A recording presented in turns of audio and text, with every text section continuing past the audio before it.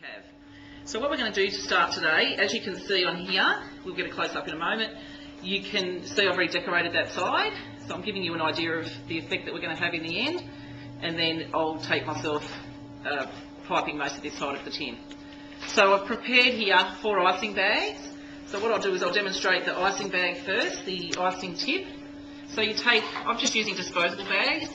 If you're able to, obviously the loyal bags are much better. They're more of a polypropylene. So, and they're also easy to clean. With these ones, obviously, I don't use a coupler. I just basically use the tip straight into the plastic bag. So the best way to put your tip into the bag is you take it, pop your tip in, and push it down as far as you can go.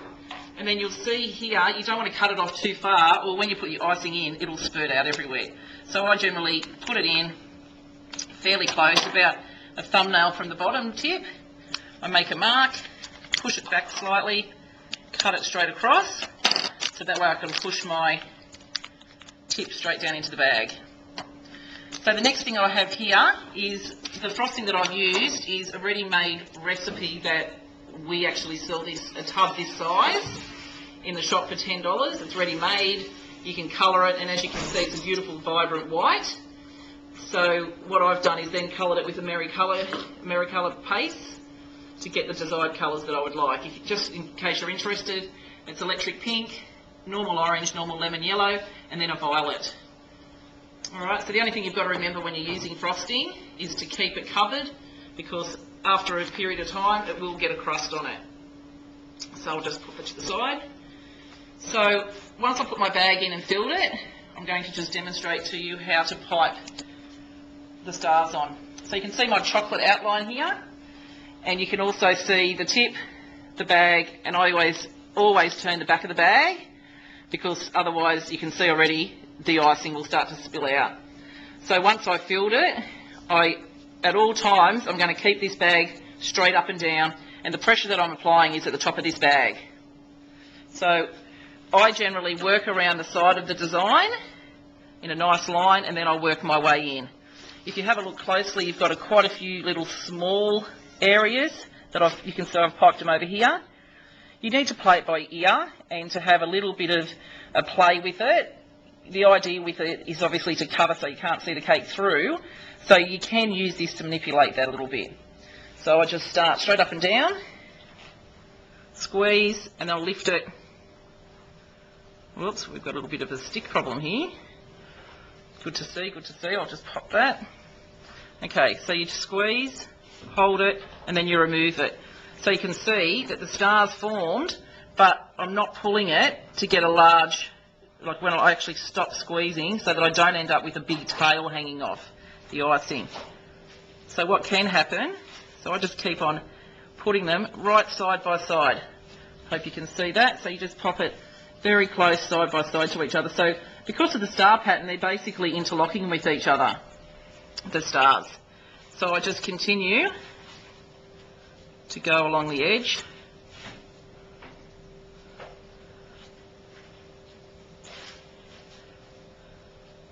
And if I just push them up right up against the chocolate, you can see from my finished design, and all I'm basically doing, you will get a nice smooth rhythm going with the star piping. And don't be afraid if you do end up with some little bits where you haven't stopped piping enough, and I'll demonstrate a couple of those. So if I am squeezing and I haven't, you can see there it's got a little head on it, so it's got a tip. So don't be too afraid of that. I can show you how to fix that off later, but you don't try to fix it straight away. Okay, because this will crust this frosting.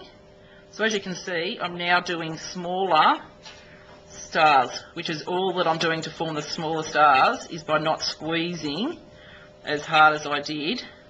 Sometimes these tiny bits in the middle are a bit harder.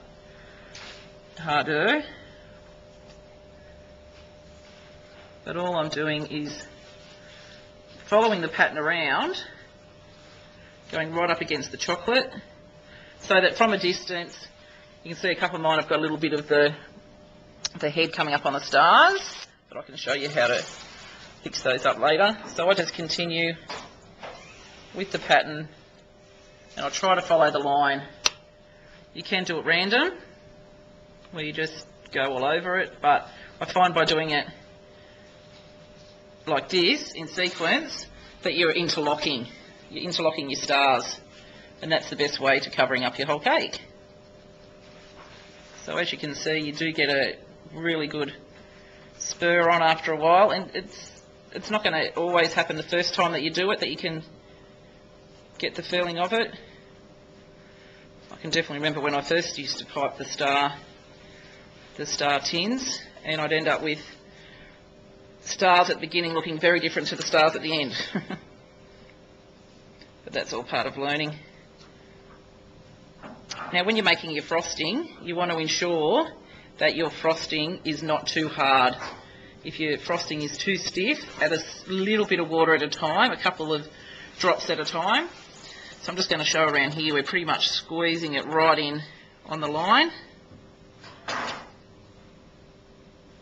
If your tip gets a bit dirty, all you need is your clean apron or a wet cloth just to wipe the edge off it.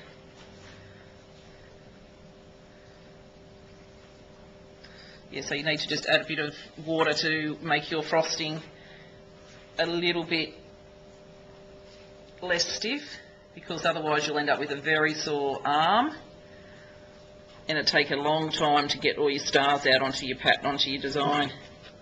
And I find that you've got less chance of them being uniform if you're trying to squeeze it out, then it's really hard. So it does get a little bit harder to get in the smaller parts. We're going to definitely let this crust.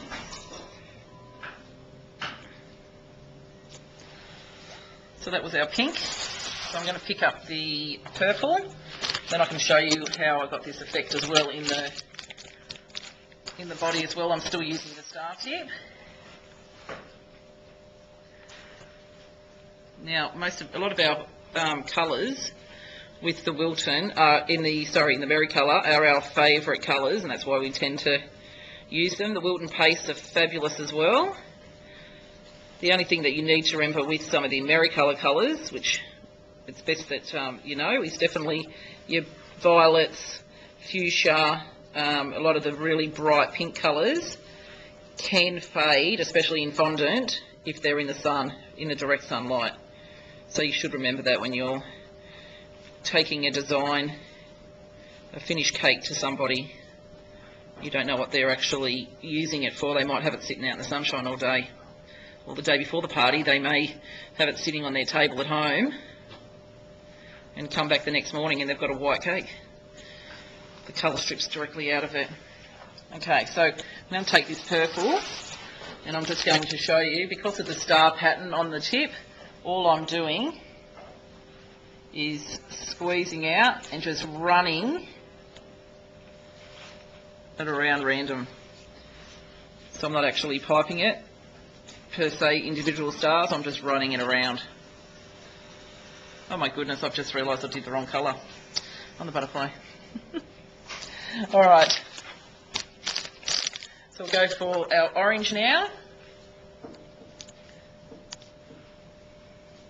As you can see, this is a one-take video that we're providing for you today. Not too many bells and whistles, but we hope it's got plenty of information to let you see how quite easy that these cakes can be. And fortunately for us, as parents and friends of people that you're making cakes for, these cakes, the frosting on the cakes, is one of the most favourite toppings for a cake for a young child instead of the fondant. All of these tins can also be used with fondant. May just be one of our next videos.